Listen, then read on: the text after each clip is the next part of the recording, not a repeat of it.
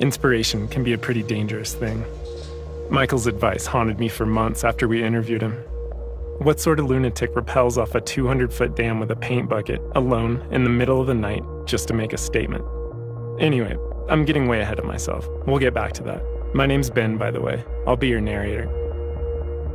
It was kind of embarrassing how little I knew about dams when I started working on this film. I used to sneak inside their overflow tunnels once in a while to take photos of my friends skateboarding, so the extent of my knowledge about dams mostly had to do with how to avoid getting arrested while crawling inside them.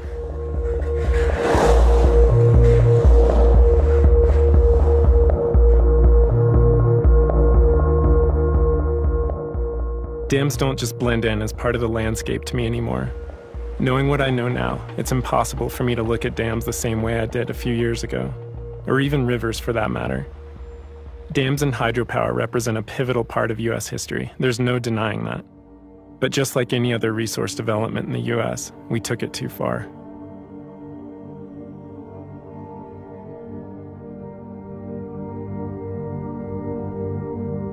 There are 75,000 dams over 3 feet high in the United States.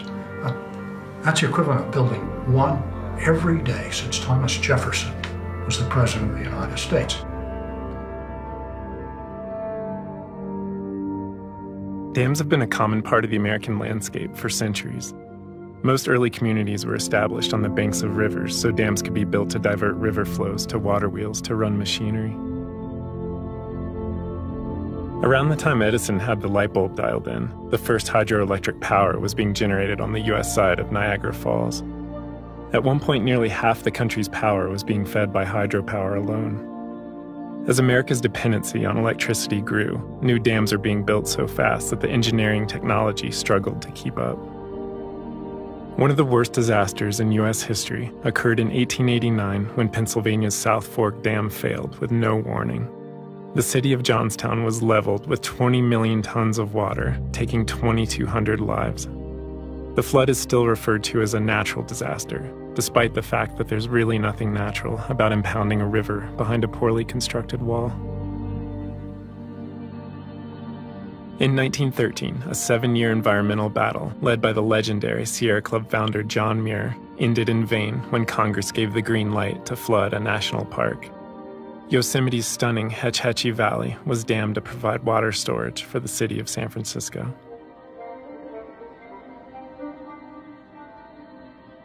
On March 12, 1928, 12 hours after a safety inspection by its engineer William Mulholland, California's St. Francis Dam broke free from its foundation, sending a wall of LA's water supply plowing downstream.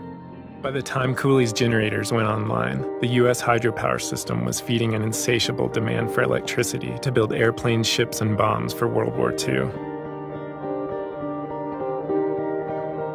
If the era of dams had a golden age, it was the following 20 years. The Army Corps of Engineers, the Bureau of Reclamation, and the Tennessee Valley Authority were the government's dream team. If it flowed, it was dammed. Any river left unharnessed was considered a dangerous torrent with wasted potential. 30,000 private and federal dams were completed between 1950 and 1970. By that point, the Yellowstone was one of very few unaltered watersheds left in the nation. When the Bureau of Reclamation began running out of ideal locations to build dams, shit started getting weird. Massive dams were proposed in Grand Canyon National Park and Utah's Dinosaur National Monument. Led by environmentalist David Brower, the Sierra Club worked quickly to rally a massive outcry of public disapproval. As its reservoir filled for the very first time, the 300-foot earthen dam started to liquefy and calve away, taking 11 lives downstream. During an interview with the High Country News in 1995, Clinton-appointed Bureau of Reclamation Commissioner Dan Beard stated that the Bureau's future isn't in dams. The era of dams is over. In 1997, the 162-year-old Edwards Dam on Maine's Kennebec River became the first major dam removal in U.S. history. River conservation organization American Rivers declared 2011 the Year of the River, as multiple dam removal projects began, including the largest in U.S. history on Washington's Elwha River in Olympic National Park. What's all this talk about removing dams? When I first moved to the state of Washington in 1991, I was told, gotta get involved with the Elwha Dam removal project. It's gonna happen any year now. So 20 years later, it's actually happening. The dams, both of them, were illegal to start with because of existing legislation which stated essentially that any dam built had to have passage for migrating salmon. All the species of wild fish that have ever lived in the Elwha are still there. Biologists know that. Adult Chinook salmon still beating their head against the bottom of the dam a century later. They're still trying to get upstream into Olympic National Park. Taking a dam out and opening up a watershed, reconnecting it with the fish that were there for hundreds of thousands of years, it's a very powerful experience. There's three things that come to mind is hope, humility, and happiness. The hope of recovery in a lot of these places, the humility when you go to places like Southwest Alaska and other places where you see the abundance, and just a basic spiritual happiness that you can't find in, I can't find in a lot of other things. Deceptively called a lake, Glen Canyon now rests under the second largest reservoir in the country that flooded it. Glen Canyon Dam was essentially a bank account for the Bureau of Reclamation, built to generate power that would fund other projects and provide water to cool a nearby coal-fired power plant. An estimated 45 million tons of sediment is trapped behind the dam annually, starving the Grand Canyon's ecosystem downstream. Every year, as Lake Powell evaporates under the desert sun and seeps into the porous sandstone, 8% of the Colorado River's flow disappears, one of many factors that contribute to the river commonly drying up before it reaches the Gulf of California. When construction began in 1957, two archaeology teams began a 5-year push to document more than 250 culturally significant sites in Lower Glen Canyon. At the same time, a handful of devoted river runners began the process of saying goodbye to the place no one knew. Possibly the most hypocritical sign in history is bolted to Glen Canyon Dam's most popular overlook. It warns that defacing natural features destroys our heritage. I can't look at it without imagining Edward Abbey rolling over in his unmarked desert grave. If you've never heard of Ed, you might have heard of his book The Monkey Wrench Gang that inspired an environmental movement called Earth First, whose first act of civil disobedience just so happened to go down at Glen Canyon Dam on March 21st, 1981. I think we're morally justified to resort to whatever means are necessary in order to defend our land from destruction. Invasion. I see this as an invasion. These look like creatures from Mars to me. I feel no kinship with that fantastic structure over there. No sympathy with it whatsoever. Yeah, I would advocate sabotage, subversion, as a last resort when political means fail. When I'd seen the plastic crack and when I saw the pictures of it, you know, talking with people and brainstorming, like, how could we up this? And we thought, God, wouldn't it be cool if we could paint a crack? And it was clearly impossible on a dam like Glen Canyon. There's no way you could ever get away with it. But if we had a dam that was unguarded at night, it would work.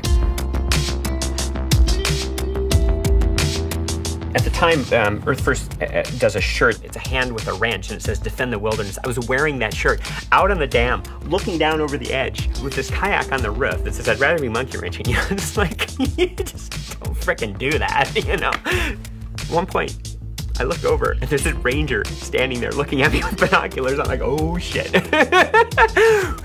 You know, sometimes there's always a little period where you have sort of butterflies going, oh, shit, are we really gonna do this? Ridiculous, you know.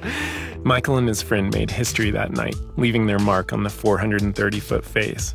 Photos of the crack were wired to newspapers across the country. Dropped my gear off, schlepped it all out over the fence, drove back down, parked the van, got on my bicycle, rode up there, stashed it. Glen Canyon's near vertical. It's very steep, it's dark, it's a damp, slippery dam with a 200-foot abyss right below. So we've got this rope straight across here, then I clipped my rappel rope into that, locked it off, 5-gallon bucket of paint, hooked on my harness, and I hung off the edge of the dam and just let go. I remember this moment well, and it was dynamic rope, not static, so it stretched a lot, just went, whoa. At one point, I was sure I was going to get busted. Everything was taped up to be quiet, but that bucket, when I jumped, the thing kind of swung and smacked into the side of the dam. It was just so loud. I was like, oh, shit. The guy who got through painted a huge crack, and then off to the side, he wrote, "Elwha be free." I'd swing way over, and I'd paint a bit, it's a roller, and then I go swinging back, get a couple moves back and forth, get going, get over there and paint a little bit more. My fingernails, my hair, my ears, my eyes, I was covered in paint. So I finished the be free part, finished that, and I was out of paint. I've got, oh, be free. I'm like, no, I can't. There's no way I can't leave this. Nothing worse than having a gigantic typo on a dam or whatever, I just could not live with that. I just dropped everything, left it all on top of the dam, ran out, grabbed my bike, zipped down, jumped in the van. I had like 2 quarts of paint, like a gray and a green or something. Mixed them up really quick, changed the anchor, rappel down. Dawn is really close. Somebody could show up at any minute. And I'm making all this noise. Now I wasn't even being careful. I was just going for it. If I'm busted, I'm busted. I want to have it finished.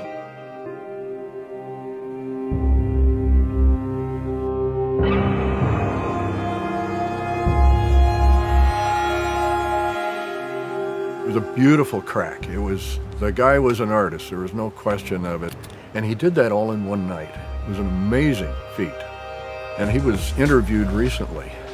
Said he didn't want to be remembered for that, but boy, I think he should. He should be. I think that sort of woke up people to the fact that something had to be done.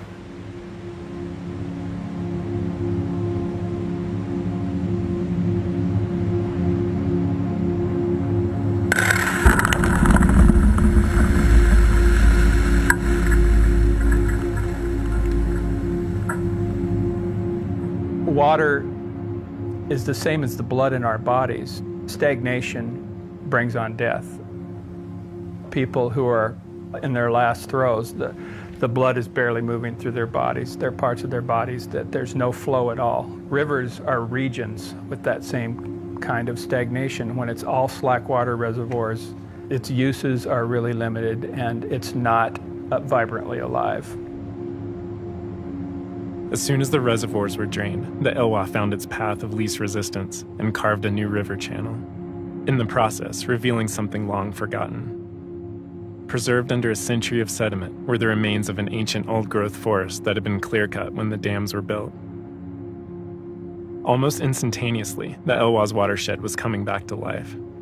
Just a year after the removal of the lower dam, biologists were counting fish by the thousands in stretches of the Elwha that hadn't seen a salmon in 99 years.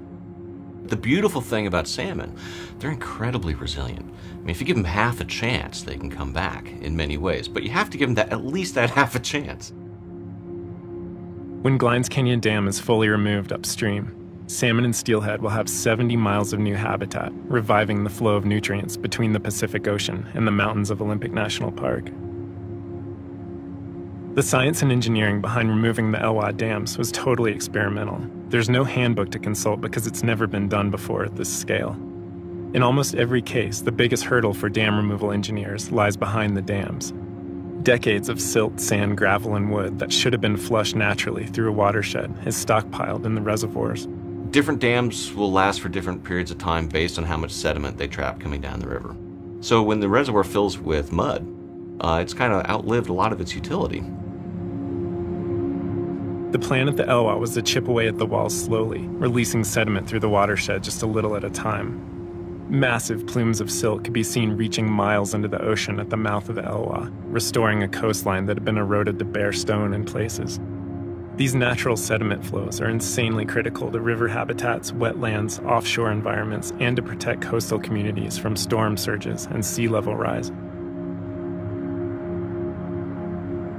300 miles east of the Elwha, the second largest dam removal in U.S. history, was already underway on Washington's White Salmon River. The tributary to the Columbia River, the White Salmon was once home to a vibrant salmon run before Condit Dam was built in 1913. The White Salmon has since developed a reputation as a world-class whitewater destination in the stretches above the dam site. In 1996, the Federal Energy Regulatory Commission forced Pacificor, the dam's owner, to either build an extremely expensive fish passage facility or to decommission the dam in order to meet environmental codes. Knowing the dam's contribution to the power grid could be replaced by as few as 3 windmills, PacifiCorp chose to scrap Condit and save their ratepayers some money. Before the removal process began, a not-so-subtle hint was dropped that the river community was ready for Condit to be gone.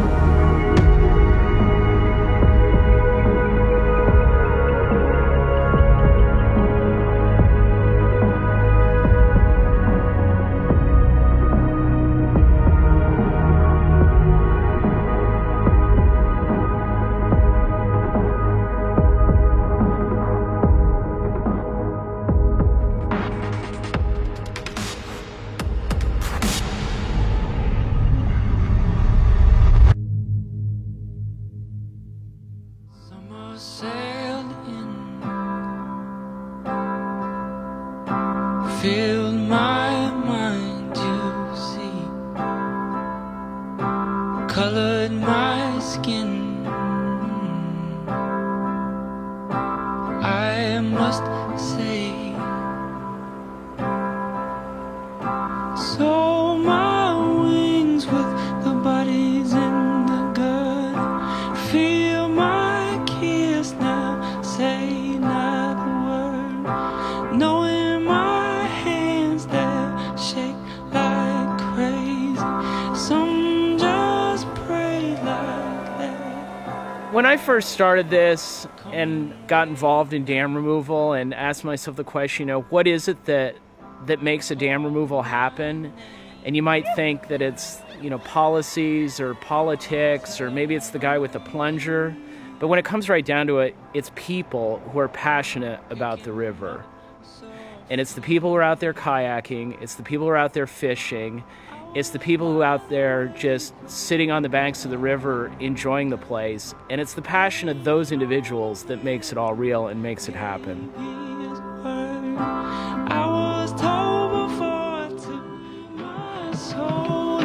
We may have fueled the early industry in this country and the Industrial Revolution in this country, but we wiped out our fisheries in the process. So just because a dam has been sitting in a river for 200 years does not mean that it's going to stay there for the next 200. The state of Maine has over 800 dams, many of them obsolete and still causing a lot of harm to their watersheds 2 centuries later. For most sea-run fish, efforts to band-aid these impacts with fish ladders or elevators haven't solved the problem. In 2010, the Penobscot River Restoration Trust came up with a pretty wild idea. The trust raised $24 million and purchased 3 dams on the Penobscot River from the local power company. Here we are. As we sit here today, we own 3 Penobscot dams. And it feels good to own 3 Penobscot dams, knowing what we're going to do with them. And the river did feast and the birds flew away, and I was so The most ambitious river restoration project ever proposed in the U.S. is slated to begin in 2020 on the Klamath River, which originates in Oregon and flows through California to the Pacific. In a historic settlement, tribes, farmers, commercial fishermen, and the owner of the Klamath Dams have all signed off on the billion-dollar project. But one significant hurdle remains. It's now up to Congress to give the project final approval to move forward. With no fish passage at all, the 4 Klamath Dams annihilated the 3rd most productive salmon fishery in the lower 48 and caused toxic algae blooms in the reservoirs that have wreaked havoc on water quality. Like all constructed things, dams have a finite lifetime. I mean, that's not time to pull out every dam in the country. That would be economically foolish. But it would be just as foolish not to rethink every dam in the country and try and decide which are the ones that actually still make sense in the 21st century, and which are those that we can get more value, both economically, culturally, aesthetically, morally, and ecologically out of a river system by sending it partway back to the state that it was in naturally.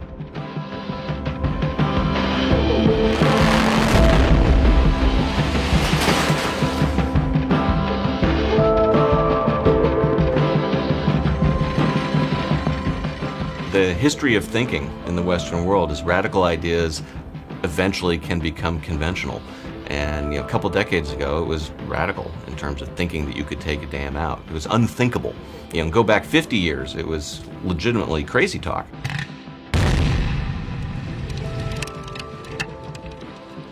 The conversation's changed.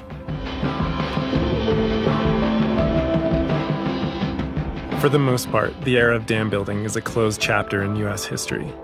But as of 2014, the state of Alaska was rushing through the permitting process to build a $5 billion dam on the Susitna River.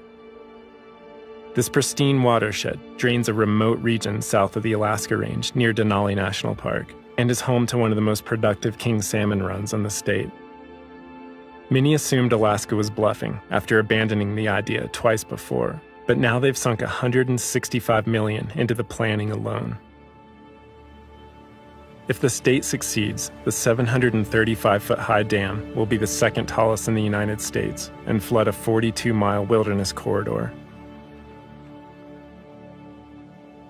After Glen Canyon was flooded, David Brower of the Sierra Club wrote, "Neither you nor I, nor anyone else, knew it well enough to insist that at all costs it should endure.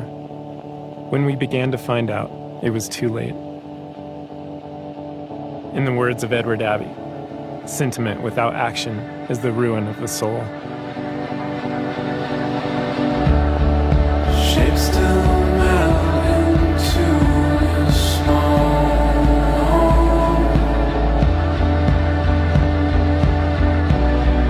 Looking down at scattered bones.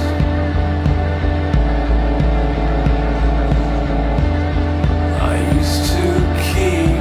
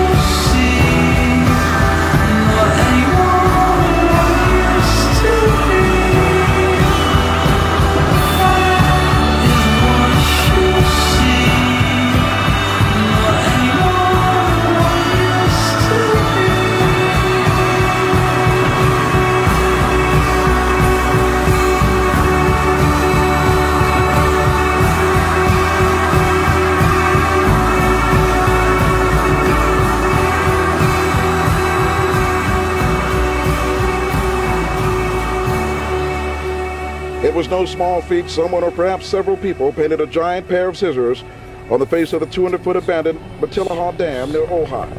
Ventura County owns the dam. They believe it was done last week. Destroying the dam has been debated for years. Officials say the graffiti sends a clear message some people really want it gone. Yeah, it's probably time for this thing to come down. Well, it is time for this thing to come down. We're just trying to figure out the best way to do it. And heck, I'm sorry they ran out of time, you know, because we don't know where the stitch mark belongs on the other side. It's such a peaceful demonstration. You know, I don't see any harm in the scissors. I think it's, my hat's off to the people that did it. Officially, there was a crime committed, but does it rise to the level of sending people out? No. Yeah, there's better things to spend that kind of money on. Near Ojai, Leo Stallworth, ABC 7 Eyewitness News.